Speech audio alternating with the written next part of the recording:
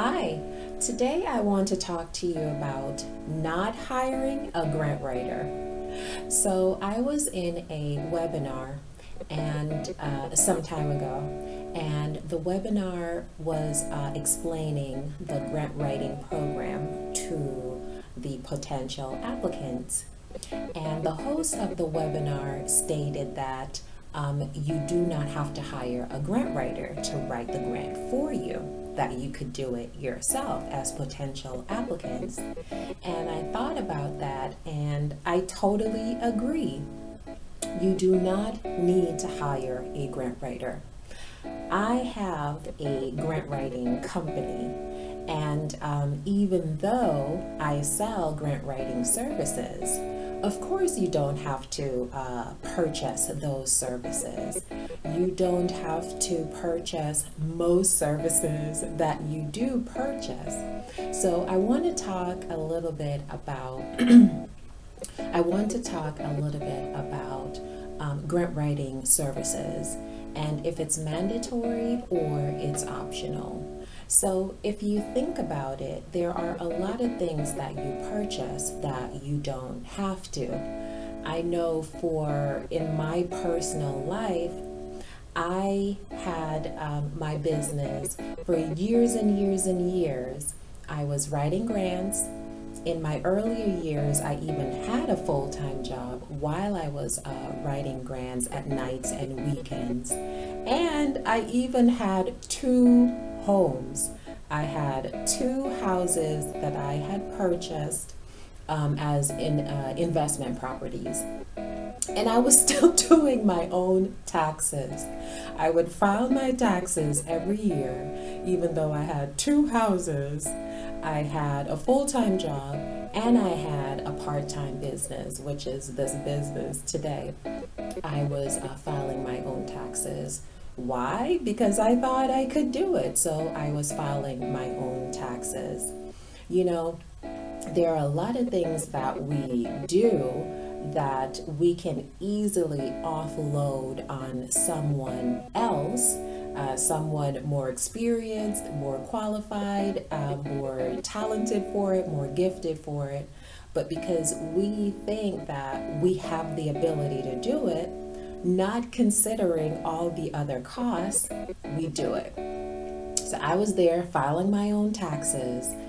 Why would I be doing that when the value of my time way exceeded the value of paying an actual qualified, educated accountant to do my taxes? I would frustrate myself for months trying to figure out my taxes. I would try to find the best software because I would buy software downloaded on my computer to do my taxes. And I didn't know what I was doing. I would put the numbers in, and then the software would spit out something for me. Oh, this is what you owed for federal and for state taxes. And I didn't know the tax laws, or I didn't know the tax laws that intricately to be helping myself. I did know some basic things, but I wasn't an expert at it. But I thought, well, I would be saving, $500 to not hire an accountant to do my taxes for me, an actual skilled, educated expert to do my taxes. So one year I did my taxes and I owed a lot of taxes, like thousands and thousands and thousands of dollars, tens of thousands of dollars. And it scared me so much, I took my tax paperwork to H&R Block. And why did I take it to H&R Block? Because they were cheap. I think they said to do your taxes, it was like $80. So I was there and I was saying to the lady, why do I owe so much taxes? Like, help me.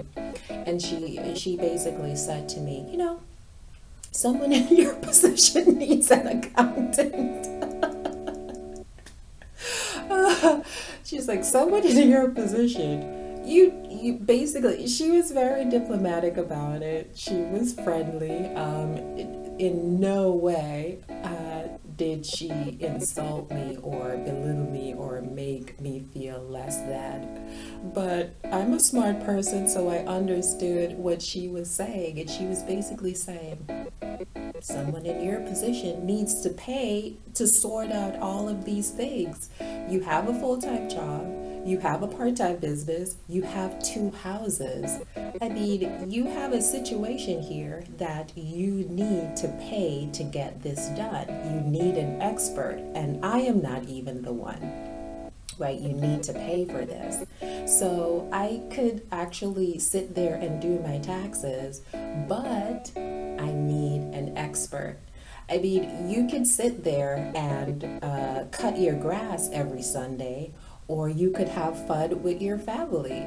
You know, you could change your water faucet and frustrate yourself and read books and watch YouTube videos and all these things, and actually change out your toilet and change out your faucet and do all these home do it yourself home renovation projects. You could change your own flooring, or you can actually hire someone that is experienced and better qualified to do it. Because your time the value of your time should be at such a level where these other things that are outside of your scope, you need to outsource them.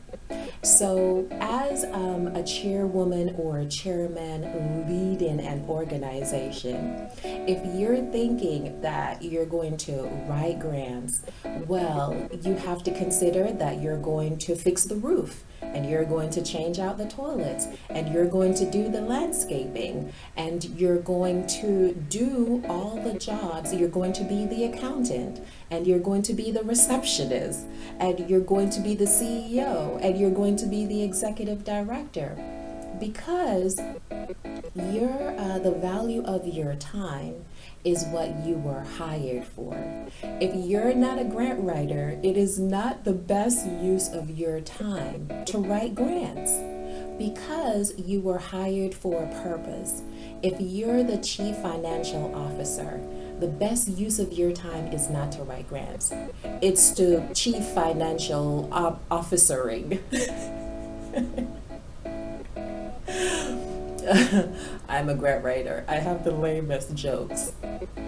But you understand my point. My point is, the value of your time is not to frustrate yourself with a 150-page grant writing notice, to like frustrate yourself spending all that time trying to figure it out when you can easily outsource that. The best use of your time, outsource that and manage, because you are the leader of the organization. Your job is to lead, to manage all the people that are within the organization and manage them so that they are doing the best job for you.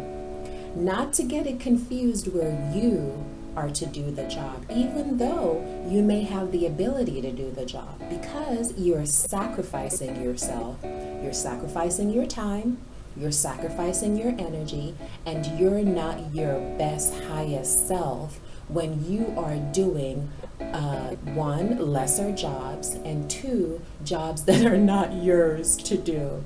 And trust me, I had to learn that the hard way.